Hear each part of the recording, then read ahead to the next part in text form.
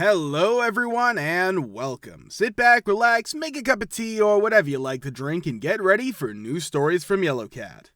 Send your own favorite stories in the comments below and maybe they'll be in our new video. So subscribe to the channel if you're not subscribed yet. Let's get started. What is the most foolish error you have ever witnessed a coworker with incompetence make? Part 4. I'm so lucky to have so many. These are 3. I worked for a logistics company, moving things and delivering new furniture to businesses and people. There was a time when this woman worked for us. Most of the time, men do this because the furniture is heavy. She was strange in many ways, though, which is why she was there. She was racist, for starters. The best thing about her is the time she was fired. Our business was a joke. The only good thing was that we could move things around in the company truck sometimes. The woman asked for a car for the weekend because hers was broken down. She got a moving truck from him. Remember that this happened during Corona time. She drove in the truck and got hungry on the way. BK was the place she stopped at. Only the drive-thru was open. All the other restaurants were closed. People often walked there because there was no other way to get there, but I guess that would be awkward. She tried to get into the drive-thru by taking the company truck, and for some reason, she hit the height restriction pole from the side and made a huge hole in the sidewall of the truck. After that, she turned around and left the scene without telling anyone. The pole was also crooked. That was unfortunate. It turns out that Burger King put cameras all around the outside. Then, on Monday, Burger King called my boss and said, "Listen, sir, we caught a really funny thing on our security cameras." In the afternoon, he called her into his office and asked her about the big hole in the truck. It was already there when she got it, so she thought it must have been someone else's. What the heck? Maybe the boss would have been nice to her, but when she lied on top of it, he fired her right away. That's crazy. One more time. The Spanish guy, who couldn't speak a word of English, was in charge of getting new chairs and tables for his school. All of them would be on wooden crates. The more experienced worker told him that he should never drag the pallets across the floor, which is what many people do because it feels good. Instead, he said he should always carry them or push them with the cart. He replied, yes. Of course, he didn't get a word of it. After 5 minutes, when the older coworker came back, the Spanish guy was still dragging the pallet across the whole school floor. Linoleum had just been put down on the floor. The school floor had a huge scratch all over it. The older worker went crazy. Man, boss had to pay around 40,000 euros to fix things in the end. Guy didn't even get fired after that. That ought to tell you enough about boss man. There was also a college student who would work only once a week. We got along well, but I heard he wasn't very good at what he did. Sure, he worked with our second worst coworker one time, and they had to deliver building supplies to new apartments. Instead of doors that would open all the way, our truck had a ramp on the back. This way, you could use a cart to move the pallets onto the ramp, then hydraulics would move the ramp down. The ramp could move in 2 different ways. It could move up and down and tilt up and down, which changed the angle it had with the container on the truck. You can see where this is going. The worker, who had been with us for a while, put the building supplies on the ramp. There was a pallet full of paint buckets with white paint in them. For the college guy to lower the ramp while holding onto the cart so it doesn't fall over, he told them. You guessed it. The college guy hits the tilt button on the remote instead of the down button. While tilted, the other guy sees what's going on and yells at him, "Stop, what are you doing?" And the cart starts to slowly roll away because of drag. College guy sees it, gets scared, and runs to the ramp to help hold up the pallet, which was about to fall over. A fun fact is that pallet was around 300 kilograms heavy. Once it started rolling downhill, there was no way to stop it. A skilled worker would have propped the ramp back up. Hey, don't hate the player, hate the game. There was a lot of white paint in the street from all the buckets that were full. The poor guys had to drive back to work and then pick up all the paint. The same guys had the same thing happen to them a few weeks later, which is pretty funny. To be fair, incompetent workers are usually employed by incompetent companies who struggle to find skilled workers who would actually work under such awful conditions. And for a worker to be unskilled usually meant not having any training. Also, boss's fault. It's a chicken or egg situation, I'd say. I used to work at a dollar store as an assistant manager. Our store's management was always short-staffed, so you can imagine how happy I was when they finally hired someone to fill a management position that had been open for months. At first, I thought the new girl was great. She worked very hard and was very driven. She called me after one of her first shifts, and we talked for an hour about how to make the store better. Her skills were really impressive, and I liked working with her. Till a few weeks into the job when our store manager told me she was no longer employed by the company. Why? Well, some of our customers would leave without getting their receipts, though. It was common to find receipts from our store on the ground. This coworker would take the receipts and, if they were for cash transactions, take them to the register, do a post-void, which means she erased the transaction from all records, and then take the cash. Also, she signed the receipts with my name on them, so when the corporate bosses looked into the higher than usual numbers of post-voids, they'd see the receipts and think it was me.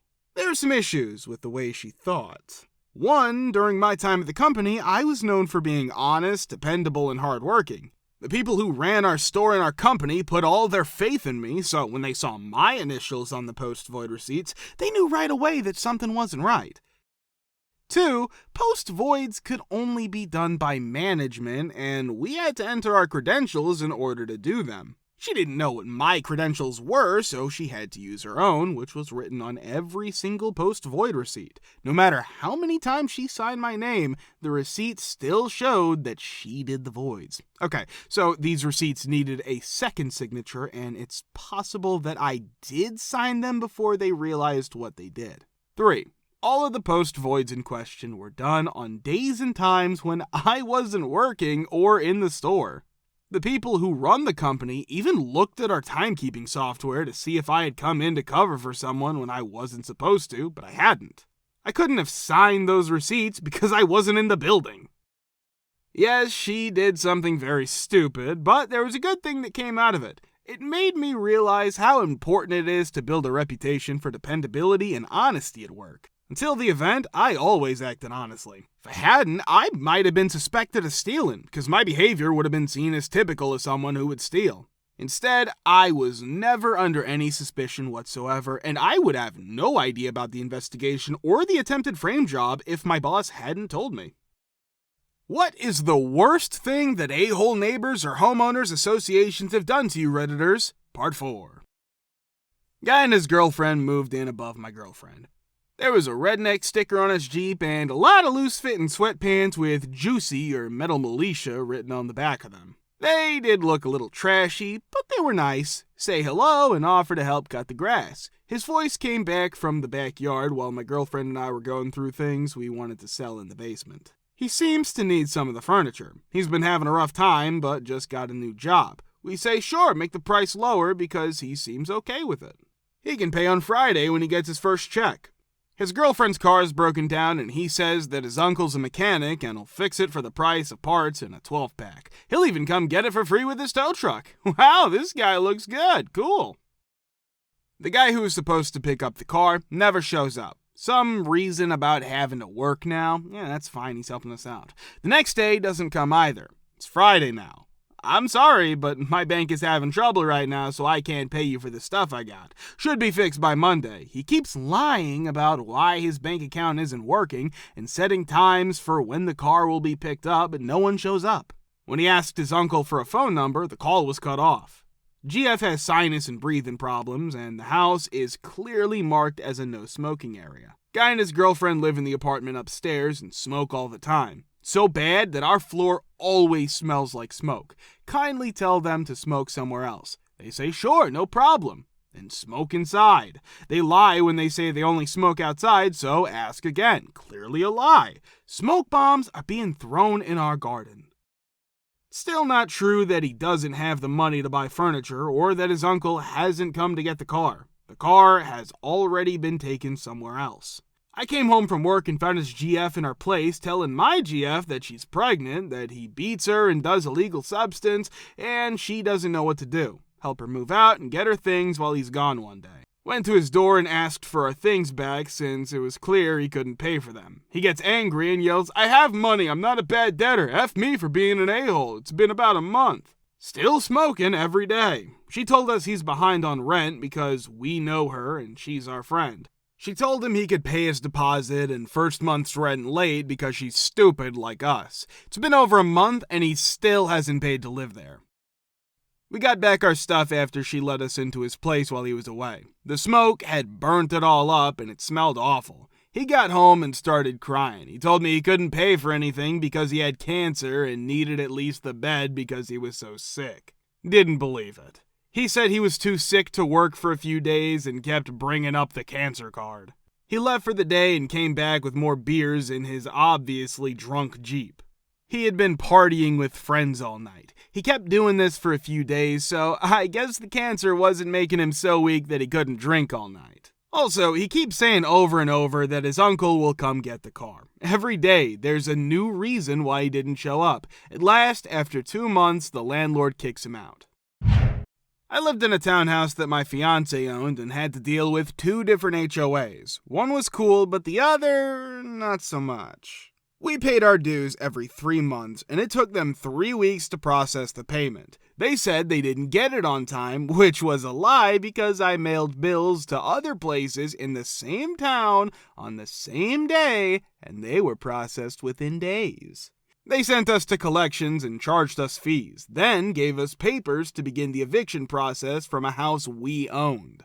They were the worst in many ways, and we were so glad to be done with them when we moved and sold our house this fall. Until they never processed the paperwork filed regarding us no longer owning/living there, and they sent us the dues from the old place to our new address. Bunch of idiots.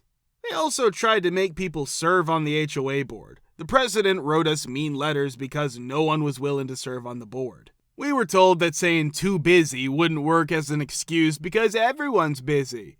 That's not a good way to get people to take part. Someone who owned the land 50 years ago put 2 citrus trees too close to the property line. Neighbors didn't mind because they were happy to get free fruit. The HOA tells us in writing 2 years after we bought the house that we need to cut back both trees. But they don't send the message in the winter or spring. Not at all. They wait until it's 104 degrees Fahrenheit or 40 degrees Celsius outside. No one had said anything bad about our trees. Someone new to the board had become nosy and overzealous. In the early morning, I go out back with a ladder and a handsaw. The overhanging branches broke the rules, so it had to be done. As soon as it got to be 90 degrees Fahrenheit, I stopped. I got back to it early Sunday morning for another round. The project wasn't done yet because there it required too much sawing. I sent the board an email with a picture of the progress and told them that the work would continue every Saturday and Sunday morning until it was done. However, it had to be spread out over several weeks because A, it was safer that way, and B, the trash cans could only hold so much. I got a rude reply on Monday afternoon saying that the board had always been careful about this and that it was my responsibility to finish the job right away since I was the one who caused the problem. Wrote back with a second picture of a branch with growth rings that go back 20 years. We'd only owned the house for 2 years, we added a note. Asked if the board would be responsible for any injuries that happened if we rushed the job to meet the deadline right away. They gave us 6 weeks. Finished the work in 3. Every week, the grass was mowed by a landscaper when my father lived in a townhouse community that had a homeowners association. A day came when the mowers used by the landscapers got too close to the concrete patio, which resulted in the grass being chipped up.